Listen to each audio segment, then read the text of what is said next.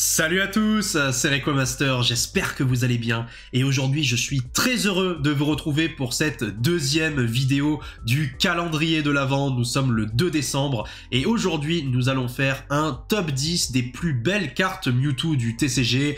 Évidemment, c'est un avis purement subjectif qui me concerne. N'hésitez pas à me dire, vous, votre top 10 préféré des cartes de Mewtwo dans les commentaires. Et on va voir si on a le même avis, si on a les mêmes goûts. J'ai hâte de connaître vos retours. À la 10e place, ça sera donc le Mewtwo niveau X d'éveil des légendes de mon côté. Je trouve cette carte magnifique. Elle a été illustrée par Shizuro, qui a d'ailleurs illustré pas mal de niveau X. Ce que j'aime vraiment avec cette carte, surtout, c'est la posture du Mewtwo et la boule psychique qu'il est en train d'envoyer avec l'une de ses mains. Je trouve les effets particulièrement bien travaillés, particulièrement bien faits. Idem pour les couleurs d'ailleurs, hein. Vous avez remarqué ces petits éclairs psychiques qui entourent la boule d'énergie autour de Mewtwo, cette aura jaune qui nous montre qu'il y a de l'électricité dans l'air, hein, que Mewtwo ici est en plein combat.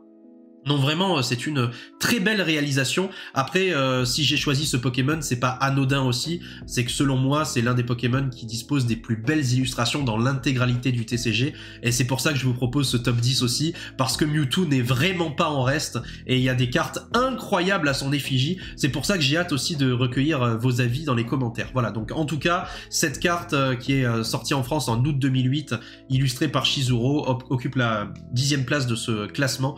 Donc n'hésitez pas à me dire si vous êtes d'accord avec moi. Série Éveil des légendes. Ensuite, en 9e place, on a une carte illustrée par Kuki Saito, le biologiste, une des personnes que je préfère, hein, au niveau des illustrateurs dans le TCG, vous le savez. Il a illustré ce magnifique Mewtwo en octobre 2017. Hein. Donc c'est une carte vraiment très très belle, elle n'est pas holographique, elle paye pas de mine, mais ici c'est la simplicité qui prime selon moi. Je la trouve absolument fantastique. Autant sur la carte précédente on avait une aura électrique, autant ici on a presque une aura aquatique, une aura bleue, et je trouve que ça change. Justement, on s'attend pas à retrouver une aura de cette couleur autour de Mewtwo. Et puis alors ici la posture est vraiment phénoménale comme ça, avec le Mewtwo qui est en train de distordre son corps avec les deux bras en arrière comme ça, le Naruto Mewtwo un petit peu.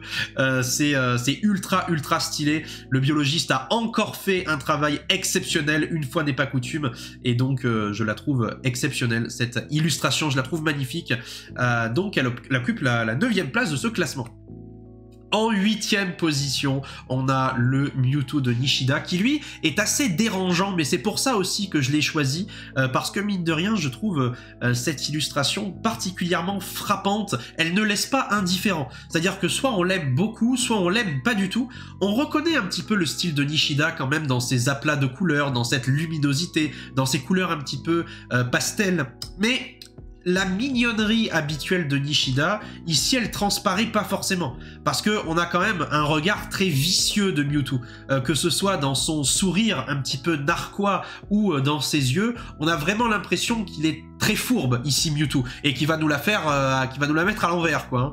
Donc c'est pour ça que habituellement Nishida, on est toujours sur la mignonnerie, sur l'innocence, etc. Là le Mewtwo, je le trouve pas innocent du tout. Hein. Je sais pas ce que vous en pensez. En tout cas, c'est une sublime illustration, elle est vraiment magnifique, sortie bien sûr à l'occasion des vending, ces fameuses machines qu'on retrouve au Japon, les vending machines. Voilà, donc n'hésitez pas à me dire ce que vous en pensez. Moi personnellement, je la trouve incroyable cette carte, et c'est pour ça qu'elle occupe la 8e place de ce classement. On continue avec un Mewtwo incroyable, on dirait presque une illustration de Sugimori, tellement elle est propre, tellement elle est claire et nette. Mais non, c'est Furusawa hein, qui nous illustre ce très joli Mewtwo, qui est sorti en janvier 2023 dans la série Zénith Suprême. Alors là, au-delà de l'illustration de Mewtwo qui est très réussie, moi ce que j'aime beaucoup c'est le fond. Alors le fond, pour ceux qui me connaissent, hein, vous le savez, je suis fan des catastrophes naturelles. Alors je suis fan dans le sens où ça me fascine, hein, les éruptions volcaniques, les séismes, les tsunamis, etc.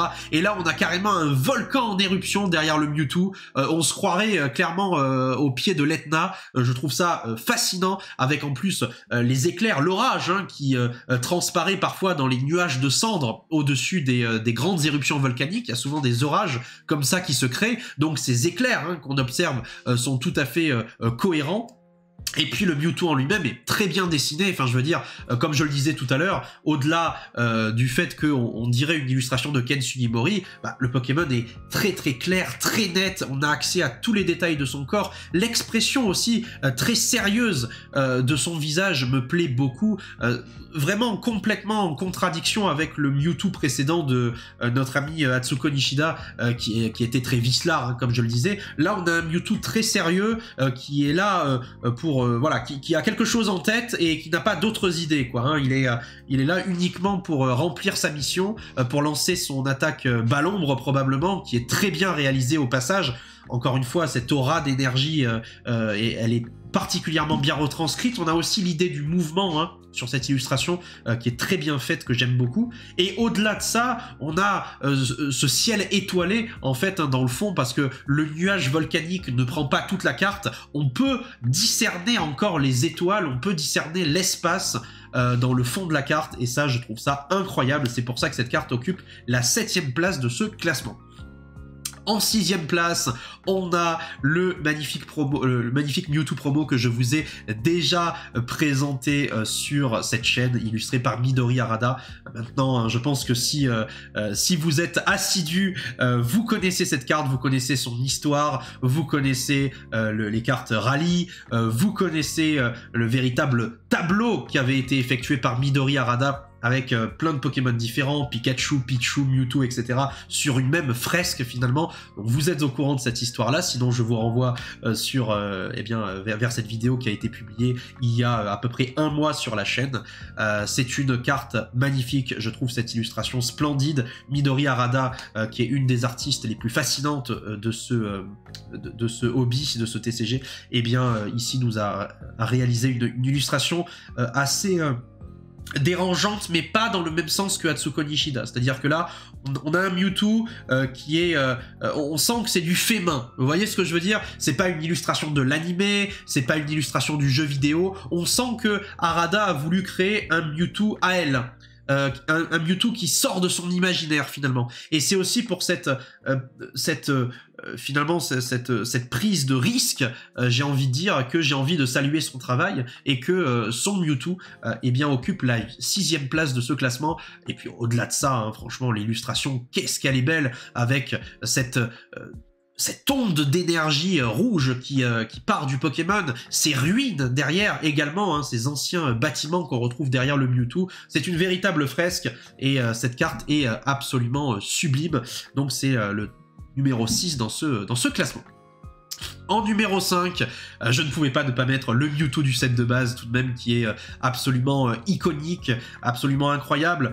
Bien sûr, ce n'est pas l'illustration la plus travaillée, elle est bien moins travaillée que toutes celles qui ont précédé, mais celle-là, je la mets ici également parce que c'est une carte qui a marqué une génération. Moi, je sais que parmi toutes les Zolos du set de base, c'est Mewtwo qui m'a le plus marqué. Il n'y a pas de débat à ce niveau-là. Je me rappelle, la première fois que j'ai découvert les cartes du set de base, moi, j'étais pas vraiment Team Dracofeu, tout ça, je l'aimais bien, mais quand je voyais le Mewtwo, il y avait quelque chose de l'ordre de la fascination, et je sais que cette carte, elle m'a beaucoup marqué, qu'elle a marqué mon rapport à Pokémon. Et le texte que l'on retrouve également au bas de la carte, hein, avec la description Pokédex de l'époque de Mewtwo, m'a énormément beaucoup marqué. Donc cette histoire d'expérience génétique horrible et malsaine, hein, vous savez, c'est la description Pokédex de Mewtwo en première génération qu'on retrouve sur la carte. Et ça, c'est quelque chose qui m'avait énormément marqué à l'époque. Et ce Mewtwo, il m'inspirait à la fois l'effroi, mais aussi la fascination. Et c'est quelque chose que j'ai rarement retrouvé a posteriori. Et c'est pour cette raison que, malgré la simplicité de l'illustration de Ken Sugimori, même si voilà, c'est l'illustration originelle, c'est l'illustration originale, c'est le dessin officiel, hein, de Sugimori, j'ai envie de dire. Mais malgré cette simplicité, eh bien, la carte quand même occupe le top 5 de ce classement. En numéro 4, c'est le Mewtwo d'Expédition, illustré par Masago, Kimiya Masago. C'est une carte très très belle, j'ai toujours également été fasciné par cette illustration. En fait, ce qui me plaît beaucoup avec cette carte, c'est que dès que je la vois, je pense tout de suite au film 1. Vous savez, le moment où Mewtwo se dévoile aux dresseurs qui ont été invités sur son île. En fait, il descend eh bien, du haut du château et il descend comme ça dans cette posture. Un petit peu comme dans une figure christique. Il descend du sommet vers le bas du château, comme s'il prenait l'ascenseur, sauf qu'en fait l'ascenseur c'est ses pouvoirs psychiques qui lui permettent de descendre comme ça, et tel une figure christique, il descend jusqu'en bas, et il fait face ensuite aux dresseurs et à leurs Pokémon qu'il a invités à son château, bien sûr, pour l'événement que l'on connaît. Voilà, donc c'est essentiellement pour cette raison que j'ai choisi ce Mewtwo, que je trouve absolument magnifique, très bien réalisé, très bien dessiné par Masago, un effet holographique aussi qui brille de mille feux, une illustration que j'aime énormément. On passe effectivement au main event de cette vidéo. Eh bien, c'est le concours, mesdames et messieurs. Évidemment, vous le savez, lors de ce calendrier de l'Avent, eh bien, nous allons vous proposer un cadeau par jour. Chaque jour, il y aura un cadeau à gagner pour vous qui suivez mes vidéos. Donc, n'hésitez pas, c'est très simple de participer. Toutes les explications sont dans mon post Instagram. Donc n'hésitez pas à check mon post Instagram. Les liens sont évidemment aussi dans la description, mais tout est expliqué sur mon post Instagram. Donc il faut que vous soyez abonné à cette chaîne YouTube, bien sûr, mais que vous soyez abonné à nos comptes Instagram également, le compte de Pokély, le compte de X7 Phenomval, mon compte à moi Requamaster, et il faut évidemment que vous commentiez sous la publication Instagram. Et ici, le mot que vous allez devoir commenter, c'est bien évidemment Mewtwo, puisqu'on est dans une vidéo dédiée à Mewtwo. Donc il faut que vous commentiez Mewtwo dans la publication dédiée. Voilà, tout simplement, vous participerez donc de cette manière au concours Instagram. Et qu'est-ce qu'il y a à gagner aujourd'hui pour ce concours, pour le deuxième jour du calendrier de l'Avent, le 2 décembre? Eh bien, c'est un booster vide, bien entendu, mais un booster Florizarre tout de même. Alors, évidemment, le booster est vide, les amis. C'est pas un booster léger, c'est pas un booster lourd, c'est un booster vide, tout simplement. Vous gagnez le visuel. Je peux pas... J'aurais adoré vous offrir un booster set de base classique, mais non, c'est un booster vide, voilà. Donc, ça reste quand même très sympa, surtout si vous voulez eh bien, agrémenter la décoration chez vous. Ça peut être plutôt sympathique. Donc n'hésitez pas à participer si vous voulez gagner ce magnifique booster, très bien ouvert, je le précise. Illustration Florizarre du set de base en édition 1. Mais, je le précise encore une fois, vide. Bonne chance à tous, n'hésitez pas à participer, et le prochain cadeau, ce sera bien évidemment demain, lors du 3 décembre, troisième vidéo du calendrier de l'Avent. Mais bref, on continue sur notre lancée, on arrive dans le top 3, les amis, dans le top 3 de ce concours, enfin de ces cartes Mewtwo du TCG. J'ai choisi en top 3 le Mewtwo Star, donc il occupe la 3e place. C'est une carte que j'aime énormément, illustrée par mon maître Masakazu Fukuda, celui qui a illustré toutes les stars du bloc X, vous le savez. Et donc ce Mewtwo, je le trouve fascinant, je trouve sa posture magnifique, surtout la spirale qui est décrite par sa queue, qui forme ce mouvement que l'on retrouve dans énormément d'illustrations de Fukuda. Et ça, c'est quelque chose qui me plaît, c'est quelque chose que je trouve très classe. La contre-plongée également, un petit peu comme le Dracolos X de Dragon, cette vue par-dessous. C'est quelque chose qui me ravit, quelque chose que j'aime énormément. Je sais pas, il y a quelque chose dans ce Mewtwo Shiny qui transpire la classe. Les yeux verts de Mewtwo également. Les yeux qui changent de couleur d'ailleurs pour Mewtwo Shiny par rapport à la version normale de Mewtwo. Et puis ce fond holographique avec ses spots lumineux, ses lumières, ça fait un petit peu un effet galaxie également. Ces points holographiques qui changent de couleur en fonction de l'endroit où vous regardez. Bref, c'est une illustration magnifique qui pour moi est très cohérente, très complète également, qui n'en fait pas trop, qui est sobre d'un certain point de vue. Donc je l'aime énormément. Comme je le disais, illustration de Fukuda dans la série X Fantôme Holon. C'est le top 3. Médaille de bronze. Maintenant, la médaille d'argent. Alors, la médaille d'argent, le numéro 2, eh bien, c'est le Mewtwo brillant. Et oui, les amis, le Mewtwo brillant de Yoshida. C'est une carte que j'adore, je trouve cette illustration réellement exceptionnelle. Pareil, je vous parlais tout à l'heure du Mewtwo du set de base, et bien ici, le Mewtwo de Neo Destiny, c'est une illustration qui réellement m'a fait vibrer dans ma jeunesse. Il y a quelque chose d'assez mythique dans cette carte. Justement, le fait qu'on n'ait pas accès à tous les détails de Mewtwo, le fait qu'il soit dans l'ombre, un petit peu en retrait comme ça, qu'on voit pas réellement ses couleurs. C'est vrai que les Shining, à l'époque de Neo Destiny, on voyait pas vraiment que le Pokémon était shiny, à quelques exceptions près, parfois sur le Celebi, sur le Dracofeu, etc. C'est quand même beaucoup plus visible. Mais des Pokémon comme Mewtwo, on n'a pas accès aux couleurs, puisque le Pokémon est dans l'ombre. Il y a un vrai contraste de lumière.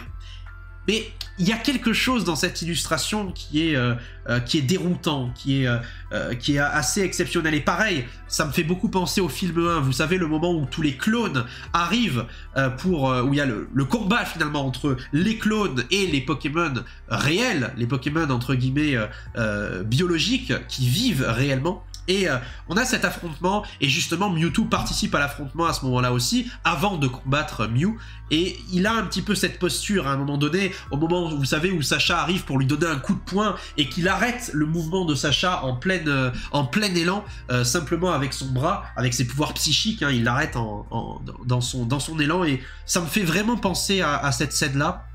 Je sais pas ce que cette carte évoque pour vous par rapport à votre passé, par rapport à votre expérience vis-à-vis de Pokémon, mais de mon côté, c'est une carte qui me marque énormément, que je trouve absolument magnifique. C'est une secrète, la 109 sur 105, puisque les Shining sont des secrètes à cette époque-là, et elle est trop belle, elle me rappelle beaucoup trop de souvenirs, donc elle occupe le top 2 de ce classement. Et enfin, numéro 1, les amis, ma carte préférée de Mewtwo, de tout le TCG. Il s'agit de mon côté du Mewtwo holographique d'Espèce Delta. Voilà, tout simplement, je trouve cette carte exceptionnelle, magnifique, illustration de Ryo Ueda. Je ne saurais pas vous expliquer pourquoi cette carte se distingue des autres, mais elle a réellement marqué une époque, selon moi.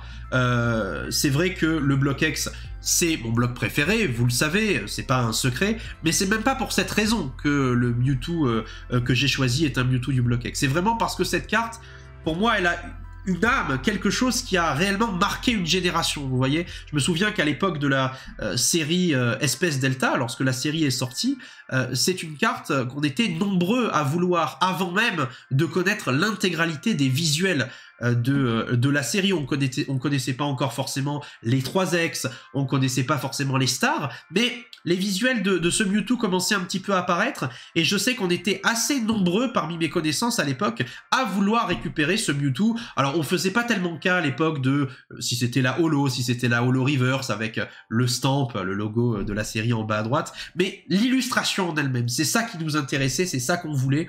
Et c'est vrai que ce Mewtwo avec son aura rouge, son aura sanguinaire, c'est très dur à décrire, mais on a l'impression ici qu'il est à la fois en captivité, Mewtwo, puisqu'il est, on le voit bien, à l'intérieur d'un bâtiment, d'un complexe, peut-être enfermé par la Team Rocket, mais en même temps, il n'est pas tant en captivité que ça, parce que on a l'impression qu'à tout moment, il peut s'échapper, qu'à tout moment, il peut laisser exploser son pouvoir psychique. Vous voyez ce que je veux dire? Il est vraiment à deux doigts, il regarde vers le haut, d'ailleurs, il regarde vers la liberté, et il y a vraiment quelque chose dans cette illustration qui pour moi transpire l'élan vital, la volonté de puissance, j'ai envie de dire. Et le Mewtwo là, il n'a pas le regard baissé, il n'a pas la tête baissée, il est dans la conquête finalement. C'est un Mewtwo, un conquistador ici, avec cette aura rouge sanguinaire qui l'entoure. Personnellement, c'est une carte que je trouve ahurissante.